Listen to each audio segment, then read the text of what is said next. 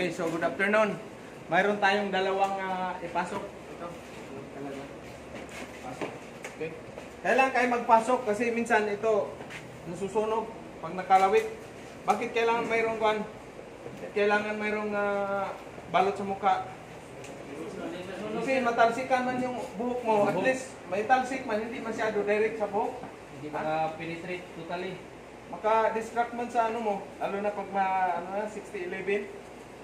Okay na may balot para hindi masayang yung ano natin, yung glutathione na ginagamit. Magamit ka ba sarge ng kwan? Ito pala, dalawang sarge natin. Tingnan natin sino magaling, sundalo versus Coast Guard. At saka versus NPA. Walang ano tayo.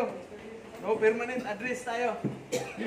O, pag masima na kayo, wala na. No permanent address na rin kayo. So, kailangan mayroong kumplito. Safety shoes. Overall. No? Hindi pwede kayo mag-welding na naka-t-shirt lang. Mayayari kayo. Lalo na pag nasa offshore. Sisitahin kayo ng mga safety officer. Mayroong tinatawag na stop card. Yung safety officer, nag-iikot lang yan kung titingnan ka kung saan yung mali mo. I-record yan. Pagdating ng meeting, wala na. Open na yan doon. Sa offshore naman sa amin, pagandahin ng stop card. Sinong manalo pinakamaganda, may Apple na cellphone. Kaya daming ano yan. Kunwari, pasyal-pasyal, naghahanap lang ng ng may record, may report. Minsan laptop. Maraming nanalo. Kaya ikaw, iwas ka talaga na hindi ka masilipan ng stop card ka. Nag-grind ka, walang goggles, wala pang guantes. O, di. Stop card ka agad yun. Re-report ka, sitahin ka, re-report ka. Pero wala pangalan na pero at least alam na niya kung sino ang dyan. Kaya sa barko, hindi basta-basta o sa offshore, lalo na sa mga oil rig, mahigpit, no? So this afternoon, mayroon tayong tuturuan na basic. Wala pa man sila, hindi sila naka-experience ng welding talaga, no? Wala pa experience welding, no? Wala, zero knowledge. So yun namang nang sa atin, mga zero knowledge, mga habal-habal driver, naging seaman. So dito, tingnan natin, turo, basic muna, okay? So, ang dito, ang pwede kayong makurinti, no? Uy, mahigpit, maluwag na, wala namang to. Wala na. So ito yung tinatawag na electrode holder. Dito ipapakagat mo yung electrode. So yung cable, kailangan i-check niyo yung welding cable kung wala siyang damage, no? Bakit? Kasi lalo na minsan may yan, mag-ground yan, no? Tama. Kasi ang sa barko, nakakonek yan ground, diretso yan, no?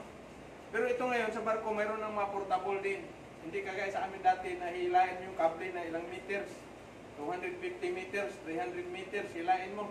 Ngayon mayroon ng mga portable.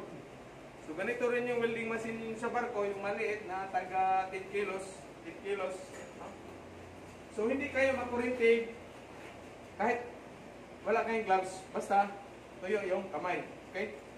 Pero pag basa, huwag niyong gagawin. Pero pinakamaganda talaga may gloves, no?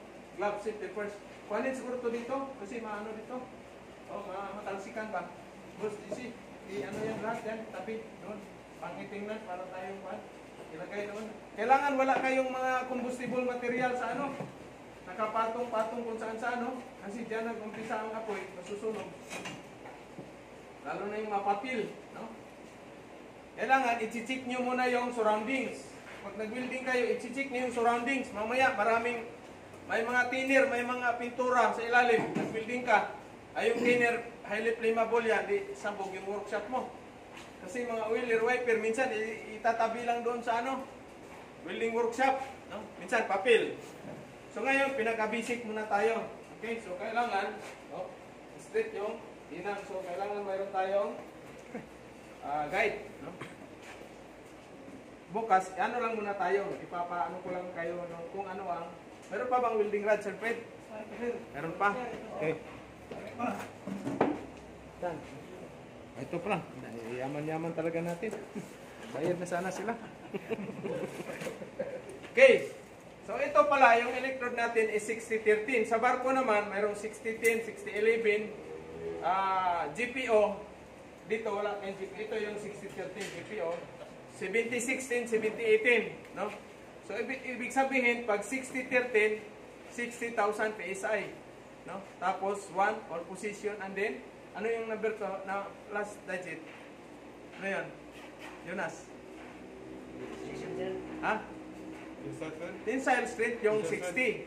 Ay yung first digit sa 1, 2, 3. All position at saka yung ano yan? Polarity. Di ba? Patay talaga to. Shout out pala sa Pedrong Kuyakoy, Kabakal Edward. Talagang pinahanga mo kami sa malinis yung workshop niya no eh. Oh, Galing rider kayo sila sir eh. galing Redak. Si Makinista, idol. Shout out sa inyo dyan. Alam naman tayo si Brad Pitt. Talagang mahilig sa idol yan. O si Ma'am Chiri. Pero pag nag-overhead kayo, kagaya na nito, ha? Magsuot talaga kayo ng apron. Pag 6G ha, or overhead, 4G. No? 4G, 4P, or fillet, 4F. Okay? So sa barko naman, kung pwede lang, i-direct ninyo na dito sa, ano ninyo, sa workpiece. No? Sa yung ground ninyo. So welding mask, bigyan namin naman siya ng welding mask. Okay? Ay, may dalang sarili pala to si, Sarge. Ayos ah. May sir, kanina pa. Talaga yan ang mga, talaga. Pero mayroong nagdala dito ng welding machine pero ewan ko, baka sumampa yung super pire. Okay. So, basic muna tayo. Okay, ito yun. Tutok mo dito, So, yung angle of electrodes, i-maintain nyo yan, yung 5C. Correct current, setting, correct angle of electrode, correct arc. Yung arc ba, yung distance, yung speed mo at saka yung manipulation mo, yung ano mo ba, zigzag or drag technique or circle motion, no? So yan ang ano dyan. Titingnan nyo lang muna. Okay? Ilan bang apilahin natin? 100? So importante, sitingin nyo ng current. Siguro mga kapal-kapal man, gawin ko lang mga 100.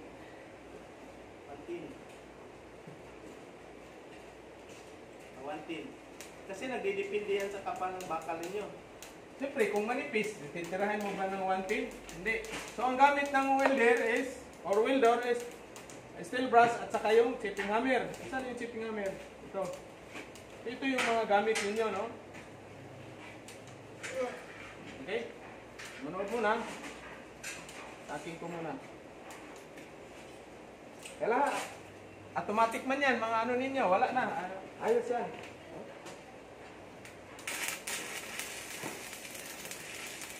Okay?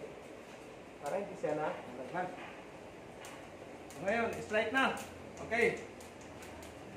Ready na? Ready? Manood kayo. Doon. Okay? Ready?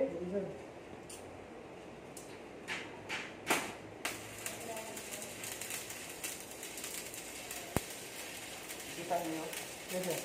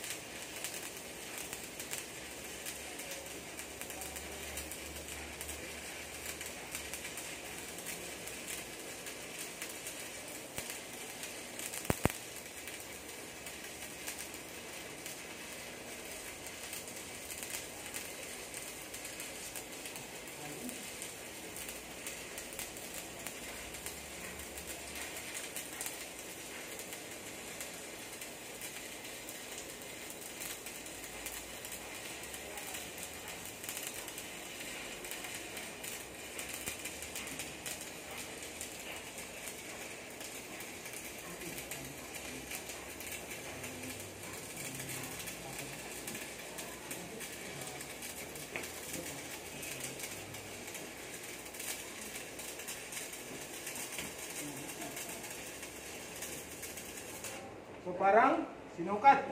Diba? Kaabot siya ng dulo. Okay?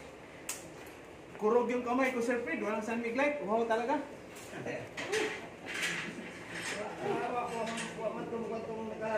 Ha? Walang ano yun? Amnesia talaga. So shout out sa yung nagbalik on board na naman. Amnesia talaga, sakit nyo pare.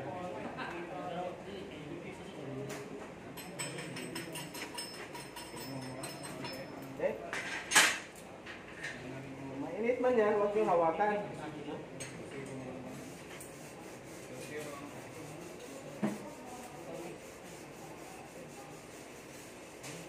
Okay? Yes ba? Tingnan mo ano. Bukod, ilapit mo dito ano. Pukusan mo yun. Klaro ba? Pag ganun mo para. Yan. Oh, yan. Okay. So, flat position. Okay, ikaw muna, Sarge. Una, Sarge. Ikaw muna. Okay, dito natin. Titingnan natin. Coast Guard versus Philippine Army. Tapos na yung NPA. Tapos na. Okay.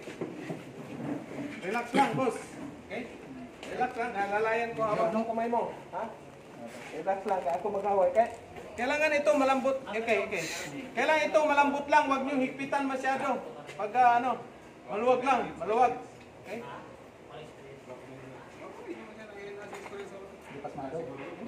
Hindi. Pasmado naman tayong lahat. Pero siyempre, relax lang.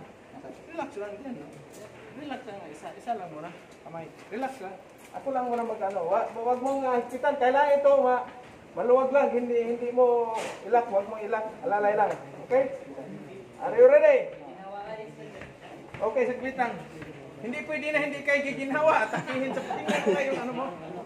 Tingnan mo yung... Okay, ay ano mo palabas yung ilong yan. Okay. Kasi ang ginhawa nito, ganun lang mga ano ba. Habang hindi kayo pwede yung may kagaya dito na sabi ni sir, sir, nahirapan ako. Bakit? Hindi ako nang ginawa. Okay, relax. Makita mo ba, sir? Kita. Okay, ready? Ready, 1, 2, 3. Relax lang. Relax lang. Huwag masyadong, huwag mo pangmatukan. Huwag mo higpitan.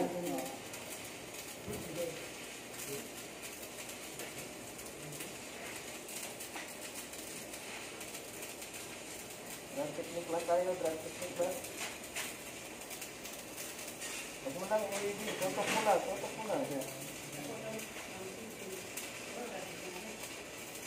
Relax lang, huwag mo i-ready.